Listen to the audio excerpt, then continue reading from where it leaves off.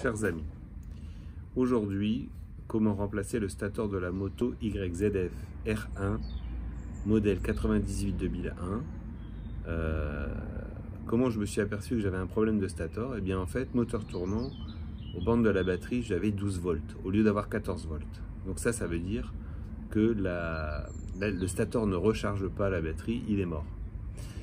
Comme sur une voiture, si on a 12 volts moteur tournant aux bandes de la batterie, eh bien c'est que l'alternateur est mort. Ici l'alternateur, et il se trouve que ça s'appelle un stator. Voilà. Donc le stator étant cramé, voici à quoi ça ressemble un stator. C'est ça.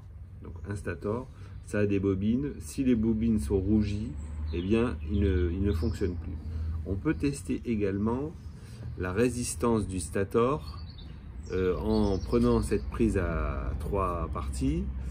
On branche entre les bornes X1, X2, X3, donc c'est les 3 bornes, et on met sur ohmmètre, c'est-à-dire sur la résistance, et si on a une résistance proche de 0, c'est-à-dire en dessous de 0,4, si c'est 0,01 par exemple, eh bien c'est que le stator est mort. Donc le stator, ça se démonte en enlevant d'abord le carter qui est devant, le carter Yamaha.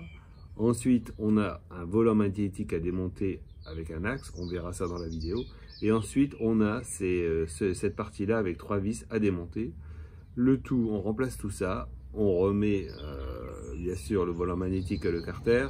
On rebranche notre prise ici, à peu près en dessous de la selle, entre la selle et le moteur, hein, la prise est là.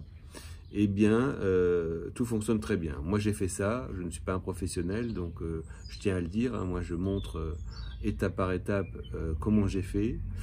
Si vous voulez des informations sur comment on utilise un multimètre en vol, enfin pour mesurer la tension ou alors pour mesurer la résistance, je vous invite à aller voir des vidéos des collègues youtubeurs, elles sont très bien faites.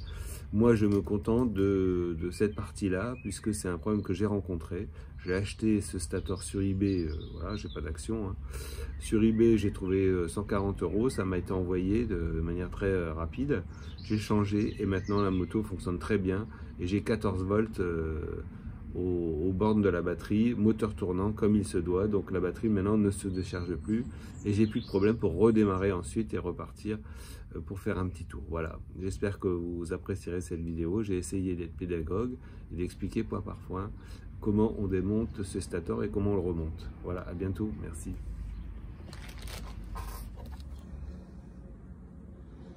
Voilà, donc on a démonté le petit capot Yamaha, vous voyez, tout beau.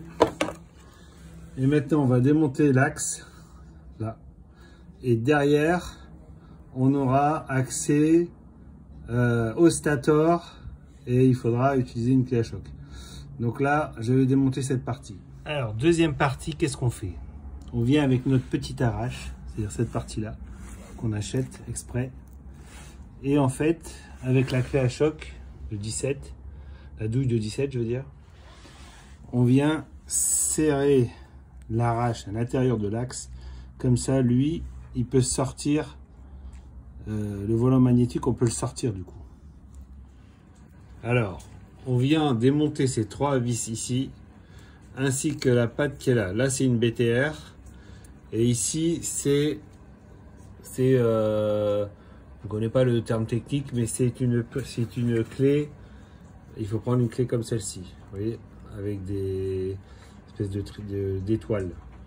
Donc on démonte, ça va très simple. Donc on démonte les 3 là, on enlève ça, et ensuite on remonte en repassant le fil là. Le guide est très bien fait, c'est un guide en plastique, vous voyez, on le met bien dedans, hop, on appuie bien. Il y a une patte qui est là avec un angle particulier, il faut respecter cet angle parce que ça appuie bien sur le fil au fond pour que tout soit bien guidé comme il se doit. Vous voyez, on a un guide ici et un guide là.